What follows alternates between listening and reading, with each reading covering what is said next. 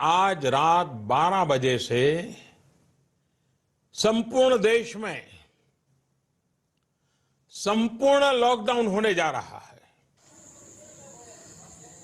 हिंदुस्तान को बचाने के लिए, हिंदुस्तान के हर नागरिक को बचाने के लिए, आपको बचाने के लिए, आपके परिवार को बचाने के लिए आज रात 12 बजे से घरों से बाहर निकलने पर पूरी तरह पाबंदी लगाई जा रही है।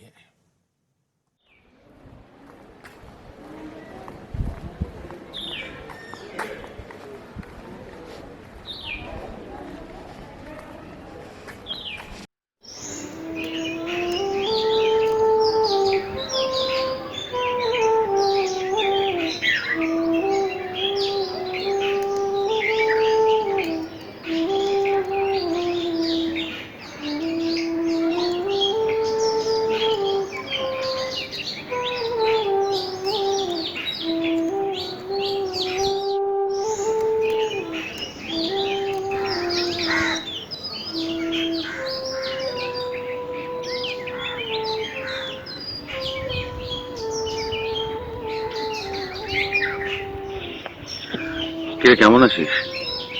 ভালো নেই রে। কেন, কি হলো আবার? বুঝতেই তো পারছিস। হ্যাঁ, তা ঠিক বলেছিস। তোর বাড়ির লোক কেমন? সবাই ভালো আছে। তোর বাড়ির লোক কেমন আছে? ওই চলছে। তোদের কাজের খবর কি? শুনলাম তো অনেকের নাম ছাড়াই হচ্ছে, জানি না আমার নামটা আছে কিনা। কি বলছিস? ঠিকই বলছি। চিন্তা করিস না, হোপ ফর দ্য বেস্ট। হ্যাঁ, ওটা ছাড়া তো এখন আর কিছু করার নেই, তাই না? ওই বলে না, আশায় বাঁচে চাষা। তা যা বলেছিস। দেখ, তুই ভালো থাকিস। তুইও ভালো থাকিস। হ্যাঁ, ফোন করিস মাঝে মাঝে। হ্যাঁ রে, এখন রাখি। আচ্ছা।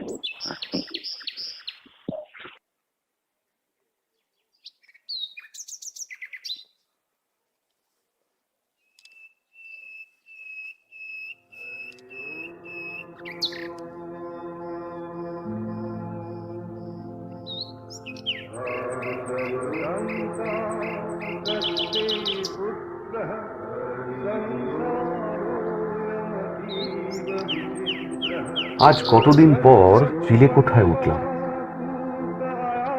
গোটা শহরটা আজ কিরকম শান্ত। প্রকৃতির মায়াবী রূপ আজ ধরা দিচ্ছে আমাদের কাছে। কত পাখি আজ উড়ে যাচ্ছে। বোধ করি অনেক ছোটবেলায় দেখেছিলাম এত পাখি। কত চেনা লাগছে পাখির ডাকগুলো। প্রকৃতি বোধহয় আমাদের নয়, নিজেকে সুস্থ করতেই আমাদের ঘরে বন্দি করেছে।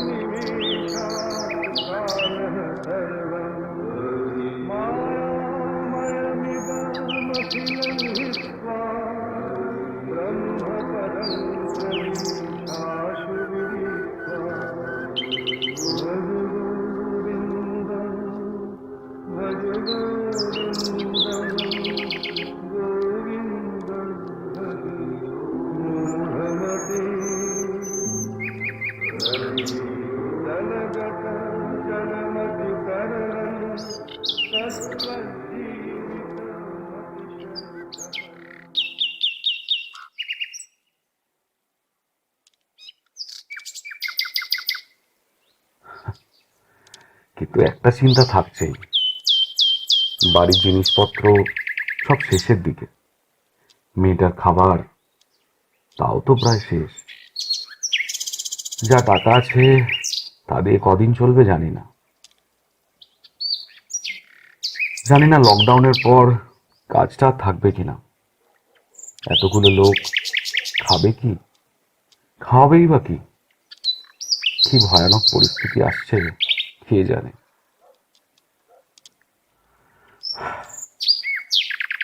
আচ্ছা, এত চিন্তা করে কি হবে? কাজ থাক আর না থাক, একটা ব্যবস্থা তো করতে হবেই, সেটা যেরকম ভাবে হোক। আমি শুধু শুধু চিন্তা করছি। সব ঠিক হয়ে যাবে, এখন আর চিন্তা করে লাভ। সব ঠিক হবে, সব কিছু ঠিক হবে।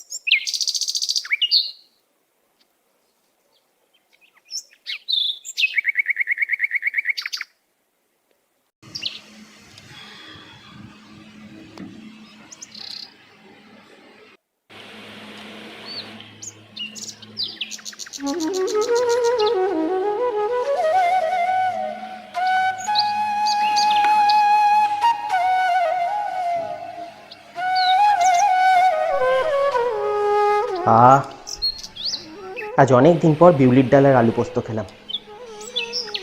সত্যি মায়ের হাতে যেন জাদু আছে। কিন্তু কিন্তু আর কতদিন মা রান্নাঘরে জাদু দেখাতে পারবে? আর কিছুদিন পর তো মুদিখানার সব জিনিস শেষ হয়ে যাবে। বাজার করবার মতো খুব বেশি টাকাও আর হাতে বেঁচে নেই।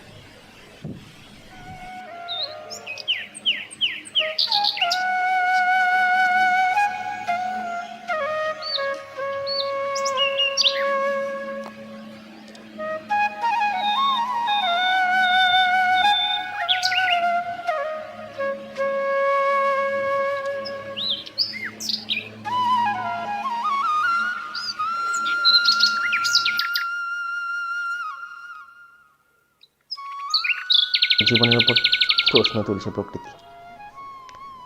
সেখানে দাঁড়িয়ে আমি যে আবার কবে ক্যামেরাটা কাঁধে ঝুলিয়ে কাজে বেরোবো কে জানে। মৃত্যুর ভয় যেখানে রাজত্ব করছে সেখানে কেই বা বিয়ে করবে? আর বিয়ে না করলে কাজ নেই, আর কাজ না থাকলে সংসার চলবে না, সব শেষ হয়ে যাবে, সব অনাহারে মরতে হবে সবাইকে।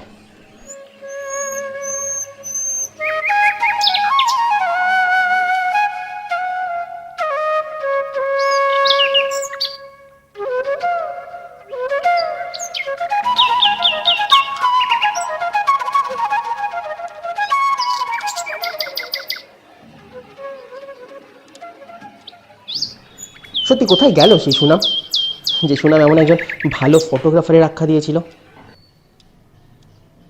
কদিন পর যদি না খেয়ে মরতে হয় কি করবো এই নাম দিয়ে?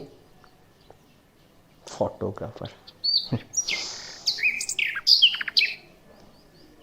না না, কী সব ভাবছি আমি। না না, সব ঠিক হয়ে যাবে, হতেই হবে। মায়ের ক্ষুধা প্রকৃতিও সহ্য করতে পারবে না।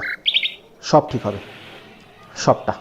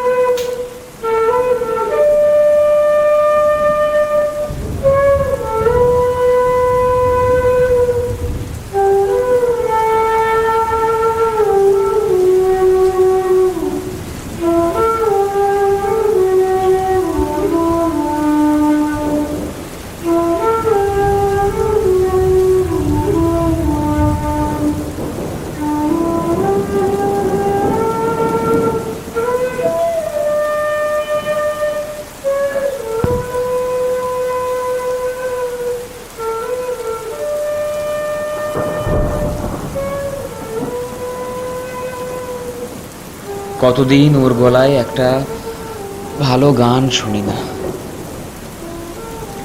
ফোনে কি আর সেই জিনিসটা আসে যেভাবে গঙ্গার পাড় দুজনকে এক সুরে বাজে?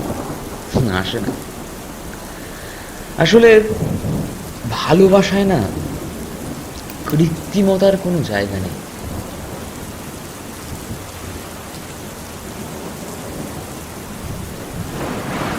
কতদিন অফিস যায়নি,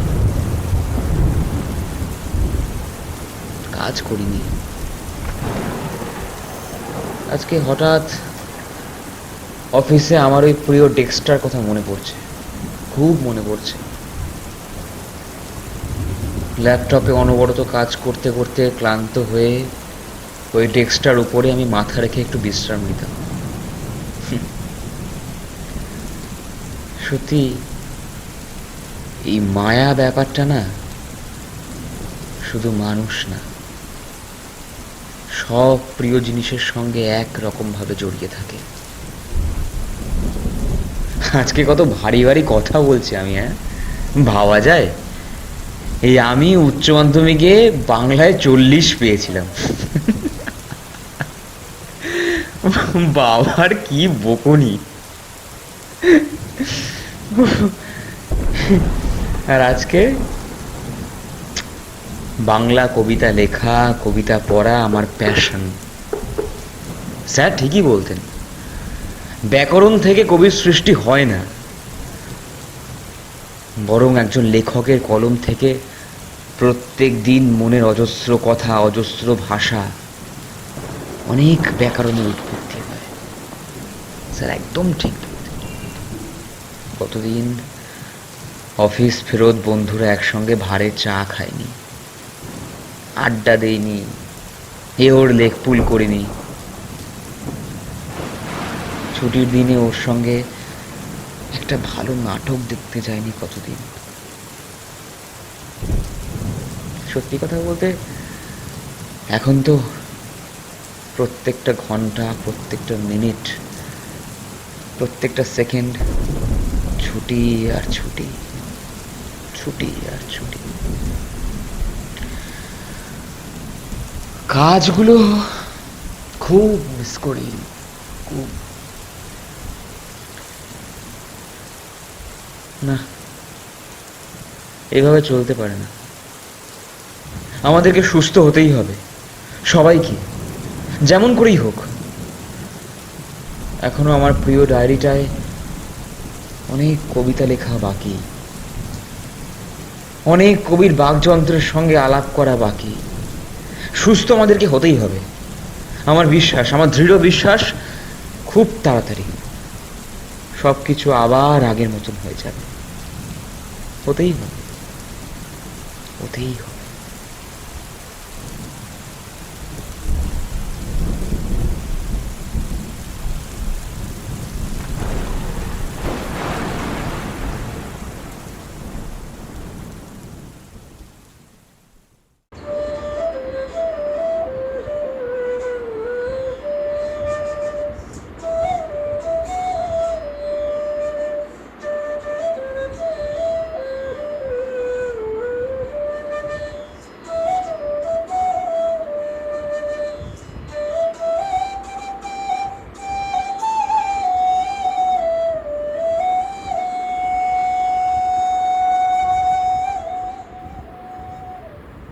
অনেক কথা বলা হয়ে ওঠেনি তোমায়, জানো। আজ বন্দি হয়ে সেই না বলা কথাগুলোই আবার যেন নতুনভাবে জড়িয়ে ধরতে চাইছে আমাকে। একদিন কথাগুলো তুমি ভুলে যেতে বলেছিলে, তাই কোনোদিন বলিও নি তোমায়। পাছে যদি আবার আমায় ভালোবেসে ফেলো সেই ভয়ে। সময় সব কিছু ভুলিয়ে রেখেছিল, জানো। আবার সেই সময়ই নতুন করে সব পুরনো কথা মনে করিয়ে দিচ্ছে।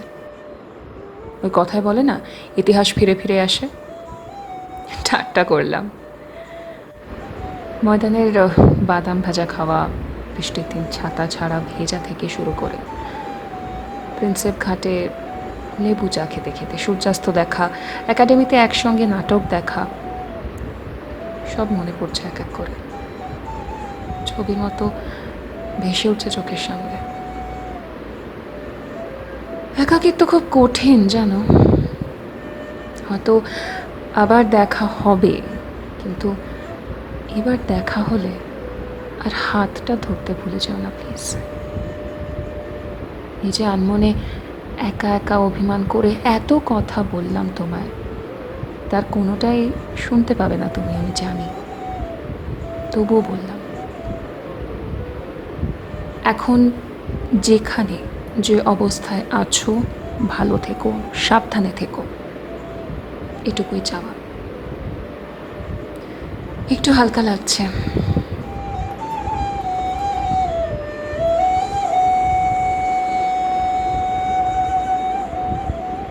কলকাতা, খুব মিস করছি তোমায়।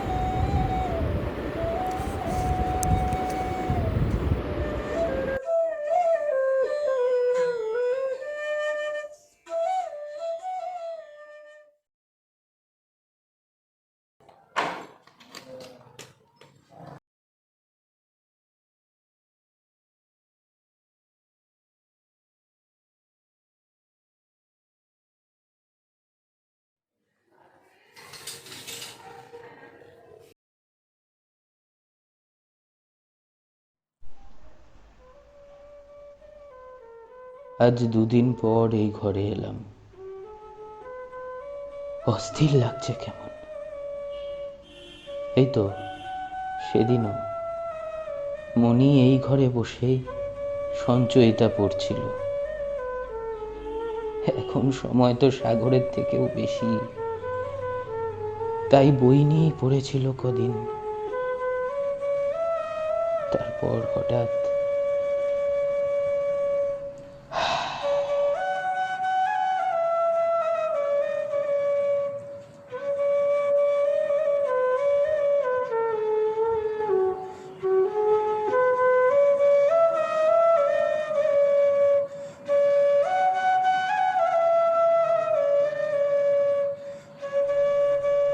পারলাম না। এত নাম যশ সবই কেমন বৃথা হয়ে গেল। মনির শেষ কাজটাও ভালো করে করতে পারলাম না। সবাই এখন মৃত্যুর মিছিলে ভয় শেষ।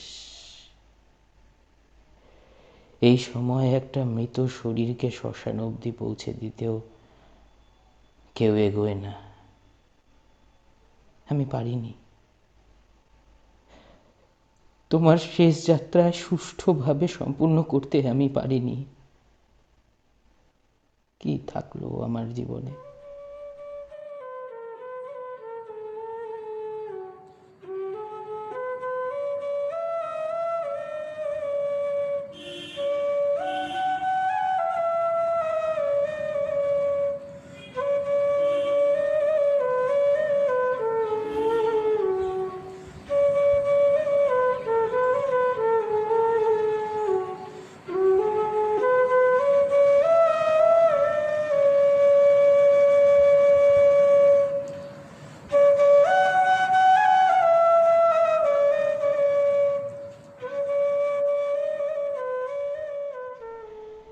আজ বুঝলাম, পয়সা দিয়ে আর যাই হোক জীবন কেনা যায় না। আজ তো আমার আর কেউ নেই, কিচ্ছু নেই। আমার হারানোরও আর কিছু নেই। কিন্তু এই বিপদে পড়ে থাকা মানুষগুলোকে সাহায্যের জন্য আমায় এগিয়ে আসতে হবে। আমায় তাদের পাশে দাঁড়াতে হবে। আমি জানি একদিন হয়তো সব ঠিক হয়ে যাবে, কিন্তু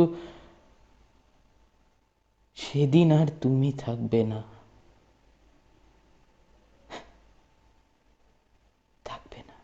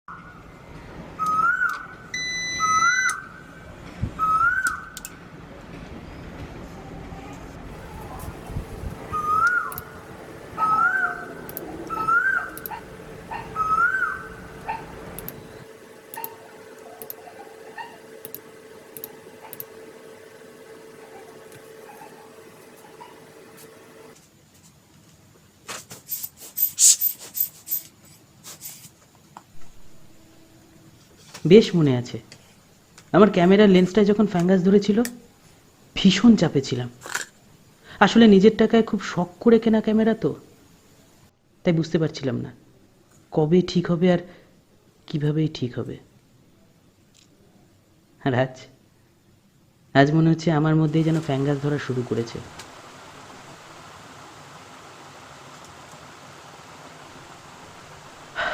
কতদিন শাটারের আওয়াজটা শুনি না, কতদিন পাখিদের ফ্রেমে বন্দি করি না।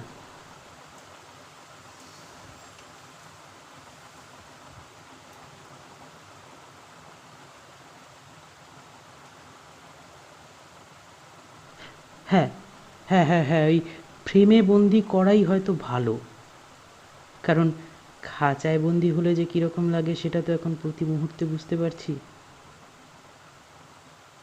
এইভাবেও শিক্ষা পাবো ভাবিনি কোনোদিন। না,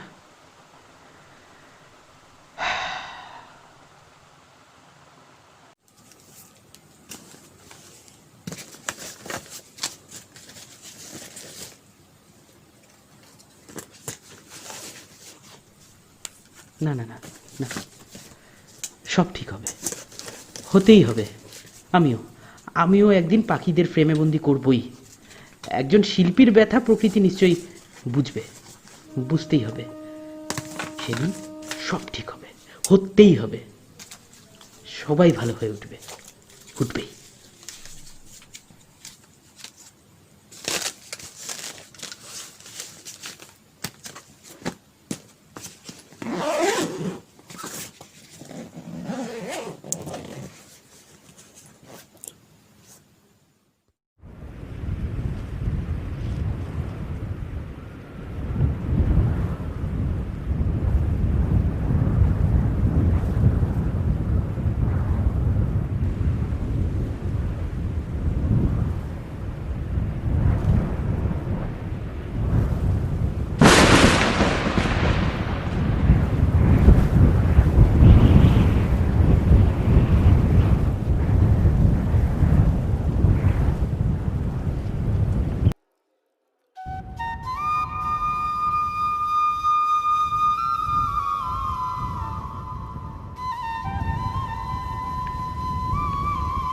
আমিও যে মানসিকভাবে অসুস্থ ছিলাম বুঝিনি এতদিন। এই 4 দেওয়াল অনেক শিক্ষা দিল এ কদিনে, অনেক। কতদিন নীল লাল হলুদে আলোর চাদরে ঢাকা মঞ্চটাকে দেখিনি, সামনের অডিয়েন্সের সিটগুলো পুরো ফাঁকা, অন্ধকারে স্যাঁত স্যাঁত করছে।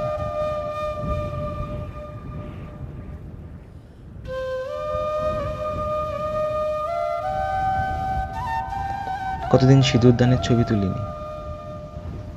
সব থেকে সুন্দর লাগে যখন মেয়েটা নাক অব্দি লাল রঙে ভরে ওঠে। বাড়িতে কতদিন পর নিজের হাতে রান্না করে খাওয়ালাম মা বাবাকে। এত ছোট ছোট শান্তি লুকিয়ে থাকে জীবনে, সেগুলো দিয়ে তো একটা সুখের উপন্যাস লেখা যায়।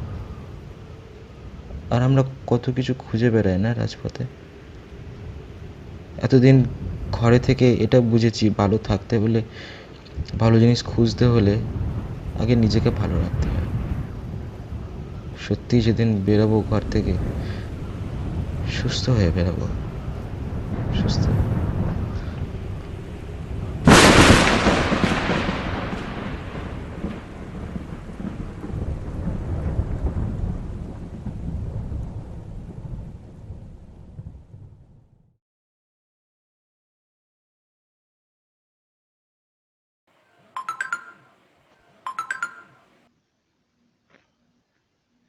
এই পিজিতে একা একা আর ভালো লাগছে না। কলেজ নেই, বন্ধুরা নেই, বাপি মা তোমরা নেই। তোমরা কতবার বলেছিলে ভিডিও কলটা শিখিয়ে দে না বাবু, ভিডিও কলটা একবার শিখিয়ে দে। সেদিন যদি তোমাদের কথা একবার শুনতাম, তাহলে হয়তো আজকে রোজ অ্যাটলিস্ট একবার দূর থেকে হলেও তোমাদেরকে দেখতে পেতাম। বাপি, তোমার শরীর কেমন আছে বাপি? তোমার সুগার, মার প্রেশার, আর শোনো, যদি বাড়াবাড়ি হয় তাহলে ডক্টর আঙ্কেলকে ডেকে একবার চেক আপ করিয়ে নিও, ভুলে যেও না। জানো বাপি, খুব একা লাগছে, তোমাদের কাছে কবে যেতে পারবো কোনো ঠিক নেই। মায়ের হাতে শুক্তো আর আলু পোস্ত খেতে খুব ইচ্ছে করছে। তোমরা ভালো থেকো, আমাকে নিয়ে বেশি চিন্তা করো না, আমি ঠিক আছি, ঠিক আছে। এই লকডাউন আমার মতো দূরে পড়তে আসা কত ছেলে মেয়েকে তার বাবা মার কাছ থেকে আলাদা করে রেখেছে। সবাই যেন তাড়াতাড়ি বাড়ি ফিরতে পারে। কত শ্রমিক আজ ঘর ছাড়া। আমার মতো নিশ্চয়ই তারাও তাদের পরিবারকে খুব মিস করছে, কিন্তু আমার বিশ্বাস সব ঠিক হয়ে যাবে। আমি জানি করোনা মহামারী একদিন চলে যাবে, ঝড় থেমে যাবে, পৃথিবী আবার শান্ত হবে। দেখে রেখো, ঠিক থেমে যাবে।